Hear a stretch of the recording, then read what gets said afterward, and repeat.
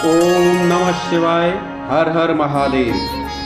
प्रिय भक्तगण, सावन सोमवार व्रत रखने वाले व्यक्ति को इस कथा का श्रवण अवश्य करना चाहिए। मेरी आपसे यही विनती है कि कथा को पूरा अवश्य सुने, बीच में छोड़कर पाप के भागीदार ना बने। सावन मास में शिव की पूजा का विशेष महत्व बताया गया है। शिव जी के भक्त उनकी कृपा पाने के लिए सावन सोमवार का व्रत रखते हैं, परंतु सोमवार व्रत बिना इस कथा को सुने अधूरा माना जाता है। इस व्रत में शिवलिंग पर जल चढ़ाकर उनको प्रसन्न करना चाहिए। साथ ही व्रती को शिव जी की विधि विधान से पूजा करके व्रत की पावन कथा अवश्य सुननी चाहिए। सावन सोमवार व्रत की कथा इस प्रकार है। एक समय की बात है, किसी नगर में एक साहूकार रहता था। उसके घर में धन की कोई कमी नहीं थी, लेकिन उसके कोई संतान नहीं थी। इस कारण वह बहुत दुखी रहता था। पुत्र प्राप्ति के लिए वह प्रत्येक सोमवार का व्रत रखता था और पूरी श्रद्धा के साथ शिव मंदिर जाकर भोलेनाथ और पार्वती जी की पूजा करता था। उसकी भक्ति से माता पार्वती अत्यंत प्रसन्न हुई और भगवान भोलेनाथ से उस साहूकार की मनोकामना पूर्ण करने का आग्रह किया। पार्वती जी की इस इच्छा को सुनकर भगवान भोलेनाथ ने कहा, हे पार्वती, इस संसार में हर प्राणी को उसके कर्मों का फल अवश्य मिलता है और जिसके भाग्य में जो लिखा हो उसे भोगना ही पड़ता है। लेकिन पार्वती जी ने साहूकार की भक्ति का मान रखने के लिए उसकी मनोकामना पूर्ण करने की इच्छा जताई।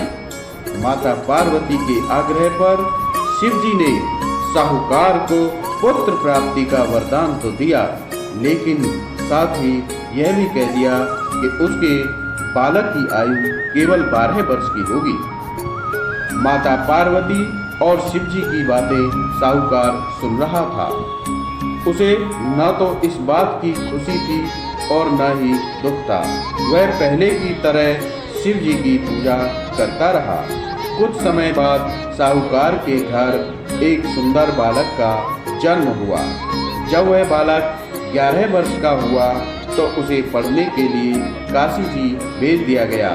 साहूकार ने पुत्र के मामा को बुलाकर उसे बहुत सारा धन दिया और कहा कि तुम इस बालक को विद्या प्राप्ति के लिए काशी जी ले जाओ और मार्ग में यज्ञ कराते हुए जाना। जहाँ भी यज्ञ कराओ वहाँ ब्राह्मणों को भोजन कराते और दक्षिणा देते हुए जाना।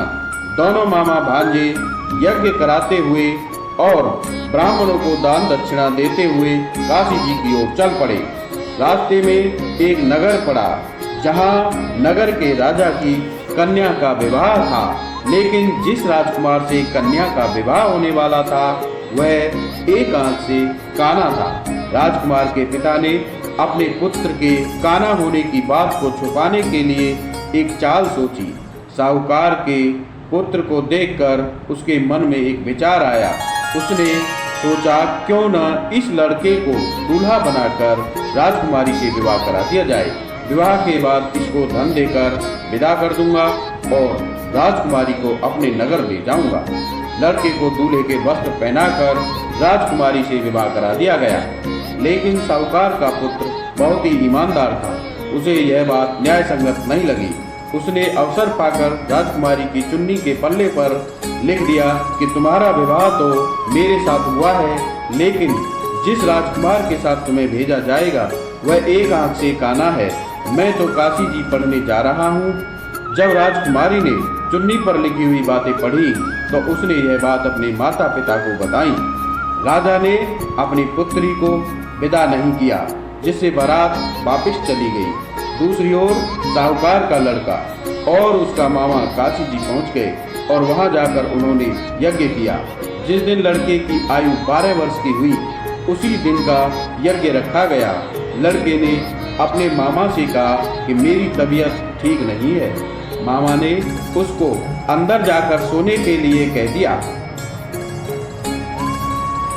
शिवजी के वरदान अनुसार कुछ ही देर बाद उस बालक के प्राण निकल गए। मृत भांजे को देखकर मामा ने विलाप करना शुरू कर दिया। संयोगवश शिवजी और पार्वती दोनों वहां से जा रहे थे। पार्वती जी ने भोलेनाथ से कहा, हे स्वामी, मुझे इस व्यक्ति के स्वर का, रोने का स्वर मैं सहन नहीं हो रहा है। आप इस व्यक्ति के कष्ट को दूर करने की कृपा करें। जब शिवजी मृत बालक के समीप गए तो वह बोले, यह तो उसी साहूकार का पुत्र है जिसे मैंने 12 वर्ष की आयु का वरदान दिया था। अब इसकी आयु पूर्ण हो चुकी है। लेकिन मातृभाव से विभोर माता पार्वती ने कहा कि हे महादेव, आप इस बालक को और अधिक आयु देने की कृपा करें, अन्यथा इसके वियोग में इसके माता पिता भी तड़प तड़प कर मर जाएंगे। माता पार्वती के आग्रह पर शिव ने उस लड़के को जीवित होने का वरदान दिया। शिव जी की कृपा से लड़का पुनः जीवित हो गया। शिक्षा समाप्त करके लड़का अपने मामा के साथ अपने नगर की ओर चल दिया। दोनों चलते हुए उसी नगर में पहुंचे जहां उसका विवाह हुआ था। उस नगर में भी उन्होंने यज्ञ का आयोजन किया। लड़के के ससुर ने उस लड़के को पहचान लिया और महल में ले जाकर उसकी खूब खातिरदारी की और अपनी पुत्री के साथ उसको विदा कर दिया। इधर साहूकार और उसकी पत्नी भूखे प्यासे रहकर बेटे की प्रतीक्षा कर रहे थे। उन्होंने प्रण कर रखा था कि यदि उन्हें अपने बेटे की मृत्यु का समाचार मिला तो वह भी अपने प्राण त्याग देंगे। परंतु अपने बेटे के जीवित होने का समाचार पाकर वह बेहद ही प्रसन्न हुए। उसी रात भगवान शिवजी ने व्यापारी के स्वप्न में आकर कहा, हे श्रेष्ठी, मैंने तेरे सोमवार व्रत रखने और व्रत कथा सुनने से प्रसन्न होकर तेरे पुत्र को लंबी आयु प्रदान की है। इसी प्रकार जो कोई सोमवार व्रत कथा सुनता है और पढ़ता है उसके सभी दुख दूर हो जाते हैं और सभी मनोकामनाएं पूर्ण होती हैं। प्रिय भक्तों, कथा अच्छी लगी हो तो एक लाइक अवश्य करें, कमेंट में हर हर महादेव लिखें और चैनल को जरूर से सब्सक्राइब कर लें तथा वीडियो को अपने साथियों को शेयर कर दें। भगवान भोलेनाथ आपकी सभी मनोकामनाएं पूर्ण करें। धन्यवाद। हर हर महादेव।